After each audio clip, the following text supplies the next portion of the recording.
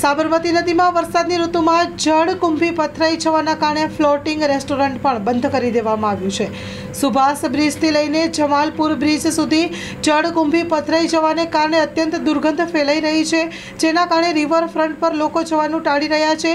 નદીમાં ઠેર ઠેર વનસ્પતિ ઉગી નીકળવાને કારણે મચ્છર જીવજંતુનો ઉપદ્રવ વધી ગયો છે। સાબરમતીની દુર્દશા તેમાં ગંદા પાણીનો નિકાલને કારણે વધુ વકરી ગઈ છે।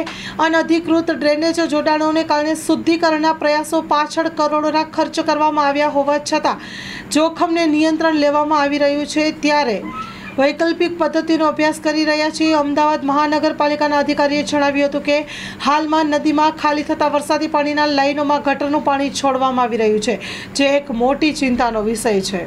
આપ જોઈ રહ્યા છો કે અમદાવાદનો રિવરફ્રન્ટ છે, જેને કરોડોના ખર્ચે તૈયાર કરવામાં આવ્યો છે। અહીંયા લોકો સવારના ફરવા આવે છે, ચાલવા આવે છે, રનિંગ કરવા આવતા હોય છે, પણ આ જે અહીંયા આગળ અત્યારના આપ જોઈ રહ્યા છો કે જંગલી વેલ આવી ગઈ છે અને એના લીધે લોકોને અહીંયા આગળ સવારના જે ચાલવા આવે છે એના ખૂબ જ તકલીફ પડી રહી છે। આપ જોઈ શકો છો કે આ બાજુ કંઈક ઓછી છે, પણ નદીના પેરા છેડે એટલે કે ગાંધી આશ્રમ બાજુ ખૂબ જ વેલ છે।